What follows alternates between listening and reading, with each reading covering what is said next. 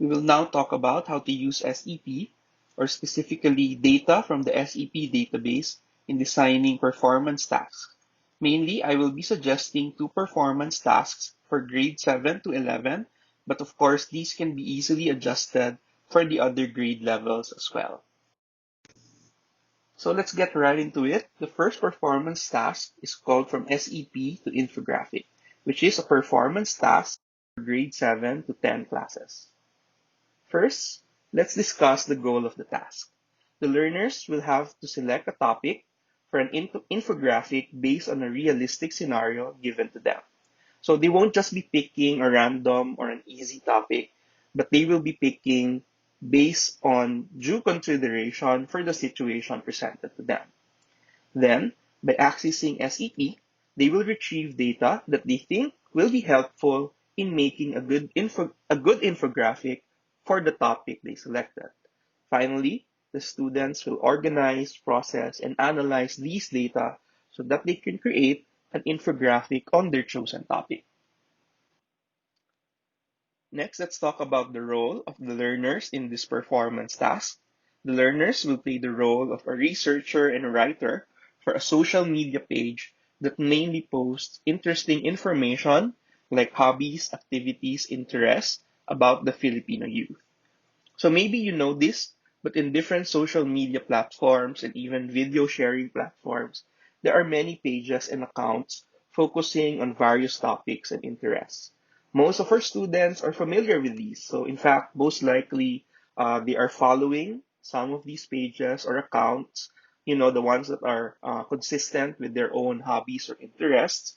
And in this activity, they get to play the role of a team member, maybe an employee, or a freelancer, or a volunteer for one of these social media pages. Next, let's look at the audience. So for this activity, the learners are expected to create their output with the general public as the intended audience. Of course, they can also focus, for example, on their fellow grade 7 to 10 students who might be interested in knowing the hobbies, interests, or activities of young people their age. Now, because they're creating for the social media page, so their infographic, at least in the scenario, will be accessible by the public. But of course, when we implement this activity with our classes, the students don't really need to post their work in public. They can just submit their work to their respective teachers, but depending on you, you can maybe organize a session with them wherein students from the same class or maybe the same batch will share their work with each other for feedback. And if you want to, you can also set up a mini competition wherein the students will vote for their favorite infographic. Next, let's look at the situation.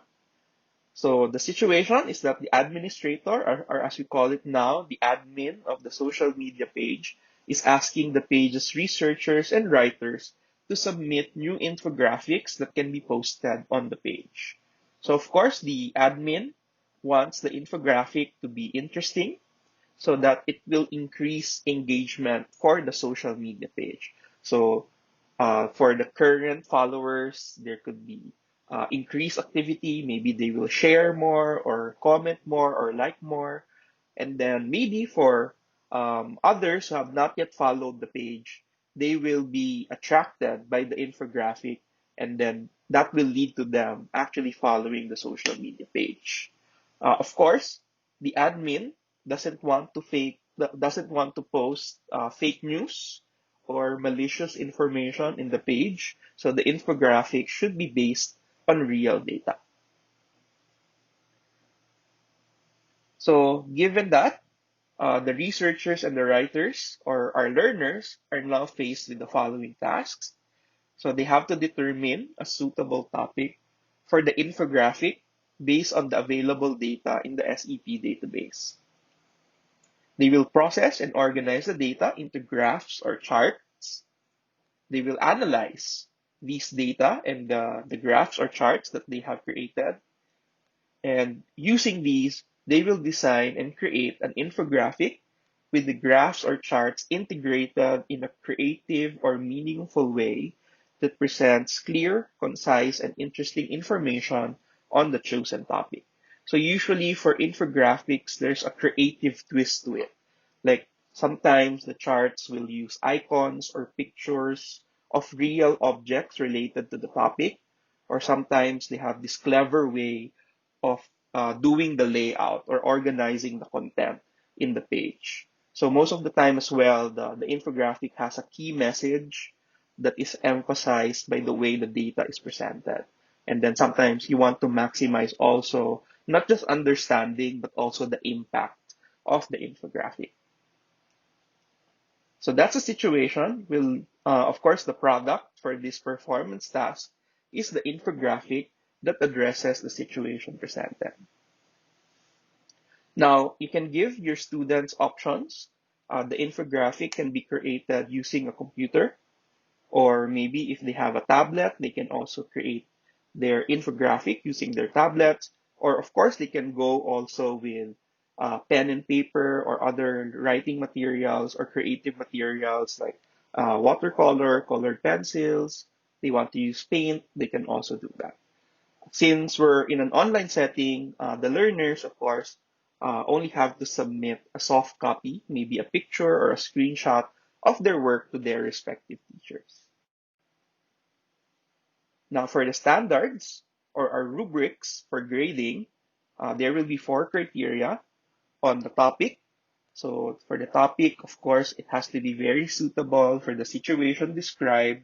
It should be interesting. And again, as far as the scenario is concerned, it should likely generate a high number of engagements for the social media page. Now, in terms of the graphs or the charts used, of course, they have to be correct. So the type of graph or chart should be suitable for the data. They have to be perfectly constructed. The parts are complete. The process they followed to create the chart should be correct. And then, of course, the organization. So the infographic should be neat to look at. It shouldn't be messy. And again, the idea of an infographic is you want to present the data more easily. So the organization should achieve that. And then the fourth criterion is design and creativity. As I mentioned before, for an infographic, there's usually a creative twist to it. And we want our students to present not only to make the infographic more attractive, but also to make it more impactful. Okay? Now, this activity or this performance task is for grade 7 to 10, but just as a sample, I'm showing here some MELCs that can be addressed by this performance task. So this is for grade 7 statistics classes. Of course, you can pick out also MELCs for grades 8, 9, or 10. Okay, so this is for the first performance task from SEP to infographic. Now let's go to the second performance task, which is hypothesis testing using SEP data. This one is a performance task for grade 11 statistics classes. Okay. So as the title suggests, the learners in this activity will formulate their hypotheses on at least three quantities pertaining to some specified activities that, of course, I will explain later. Then they have to test their hypotheses using the appropriate process or processes. And they have to prepare a written report containing the complete details of the hypothesis tests they performed, as well as their conclusions and recommendations based on these. Okay? So in this performance task, our learners will play the role of researchers for a nonprofit organization that promotes the health and welfare of Filipino youth. So the setting is more formal for this one. The audience for the activity will be the set of officers for the nonprofit organization. So that's why they have to come up with a formal report because they're submitting this to the organization's officers. Now, of course, these officers actually need something, and that's what we have here in the situation. So the officers of the nonprofit organization, with their advocacy for the welfare and health of the youth, so they're thinking of possible new programs or information campaigns that can help the Filipino youth. But before they can decide on these programs or campaigns, they of course need some data.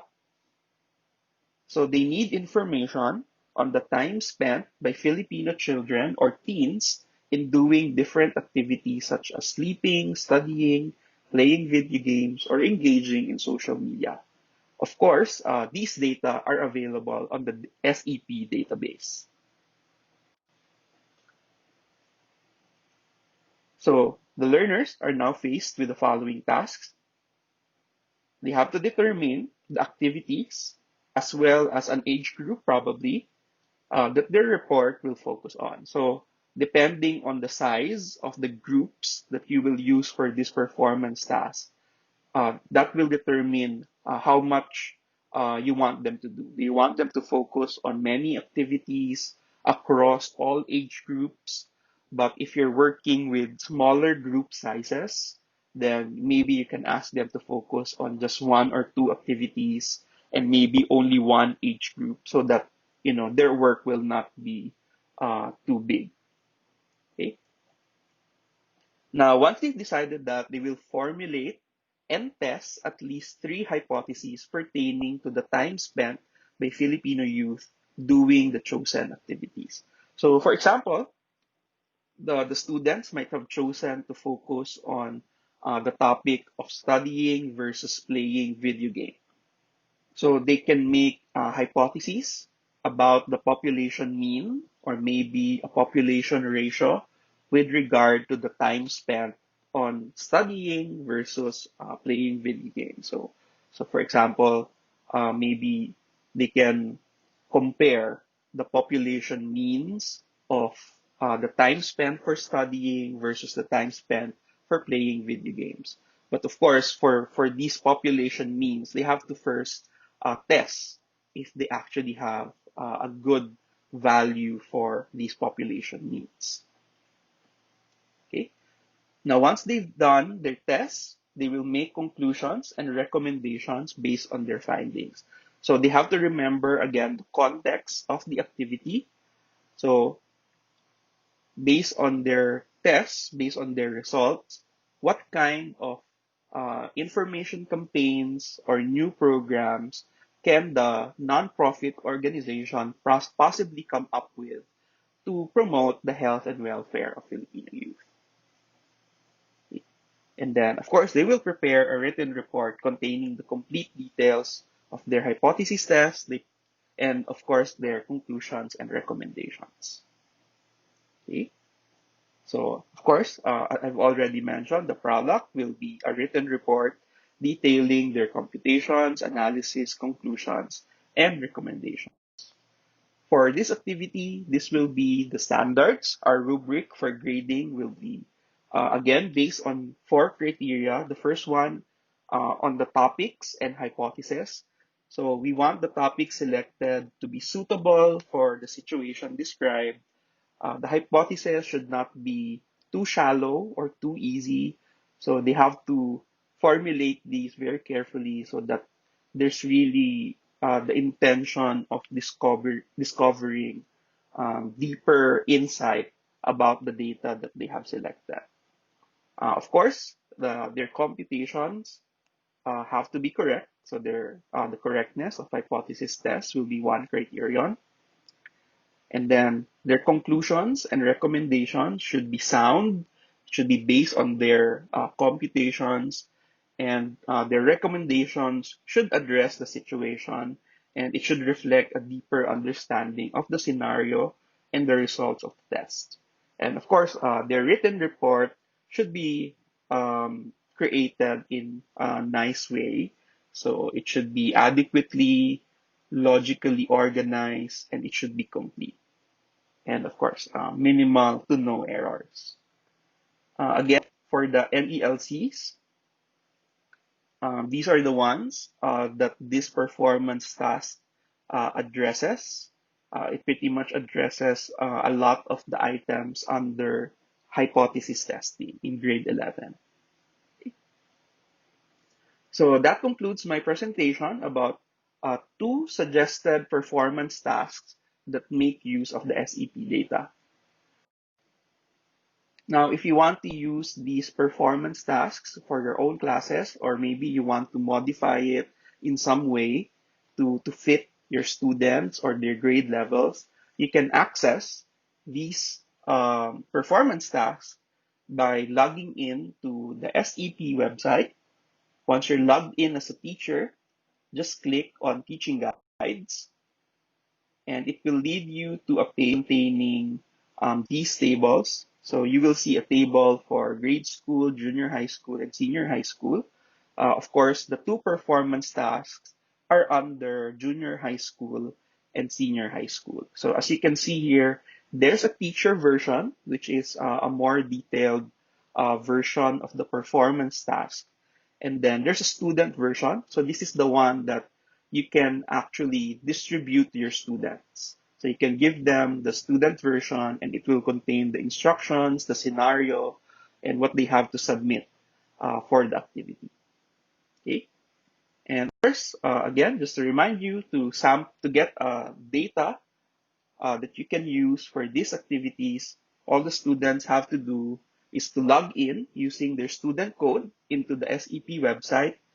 They go to the access data function and they can download a random sample.